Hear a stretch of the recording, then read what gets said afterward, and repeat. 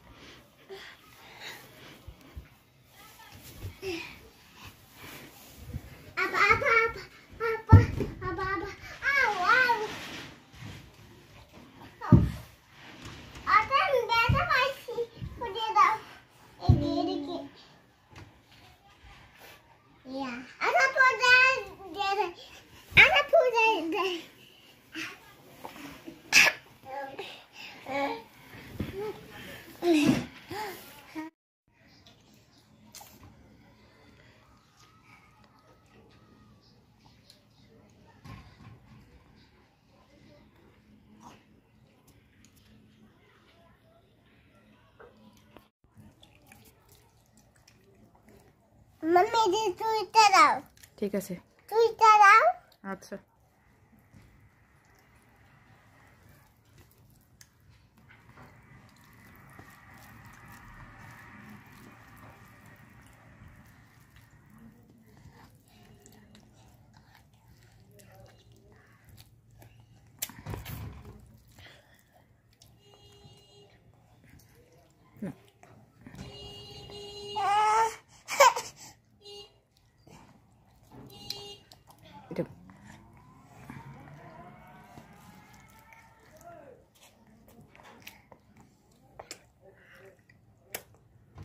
নাক ওকে আবার নাক না করে হ্যাঁ এটা খাই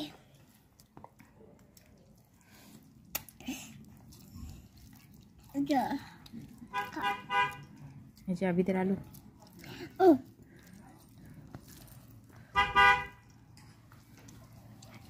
কোথায় যাও? পরে বড় করে দেখো। এদিকে আসো, এদিকে আসো, খেয়ে নাও। পরে বড় করে দেখো, এদিকে আসো। বাই গাড়ি যাবো না না আসো, এদিকে আসো।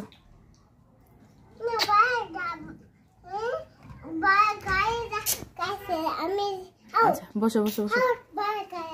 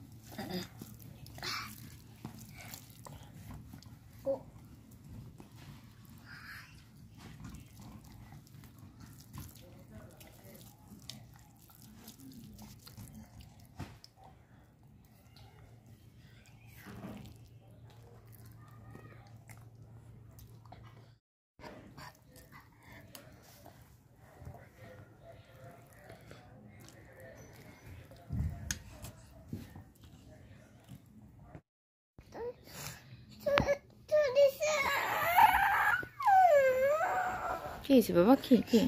আচ্ছা আমার চলিসকে থাক থাক থাক।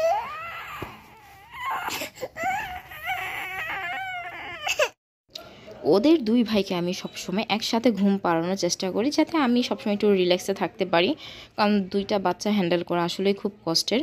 সেজন্য আমি সবসময় ওদের একসাথে ঘুম পাড়ানোর ছোটো থেকে চেষ্টা করি। মাশাআল্লাহ, আমার চেষ্টাটা কখনোই বিফলে যায়নি, ওরা দুইজন একসাথে ঘুমায়। মামি এটার নাম কি দেখো তুমি, এটার নাম কি দেখো তুমি। রাস্তুল না, এটা পিৎজা। পিতা হুম, বুল্লা গাছে ও নাম ভুলে গেছো তুমি? নাম বুল্লা গাছে আচ্ছা আমি নাম বুল্লা গাছে ঠিক আছে।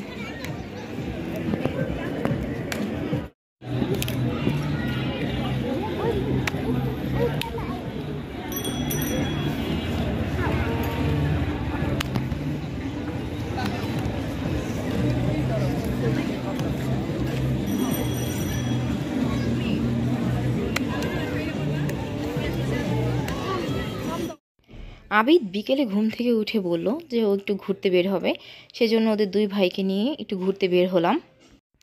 আজকে ওদের দুই ভাইকে পিৎজা খাওয়ানোর জন্য নিয়ে চলে গেলাম খানপুর হসপিটাল রোড। ওদের দুই ভাইয়ের বাহিরে ঘোরাঘুরি, খেলাধুলা, অ্যাক্টিভিটিস, খাওয়া দাওয়া আমার খুবই ভালো লাগে। সেজন্য সবসময় আমি ওদের এন্টারটেন করার চেষ্টা করি। আমার বাচ্চারা যেগুলোতে খুশি থাকে আমি সেগুলোই ওদের সাথে করার ট্রাই করি। আবিদ পিৎজাটা খুব মজা করে খাচ্ছিল, মেয়োনেজ ভরিয়ে ভরে পিৎজাটা খাওয়ার চেষ্টা করছিল, আর চিজ পুরা ওর মুখে ভরে গেছিল। আমি বারবার ওকে ঠিক করে দিচ্ছিলাম। ও এইভাবে খেতে পছন্দ করে, তো ও যেভাবে স্বাচ্ছন্দ্য বোধ করে খাওয়ার খেতে, আমি সেভাবেই ওদেরকে খেতে দিই। আর আজান ওইভাবে কোনো কিছুই খেতে পারেনি, আসলে ও তো ছোটো, অল্প অল্প করে খাওয়ার ট্রাই করছিল। তুমি তাই দেখাও সাইডে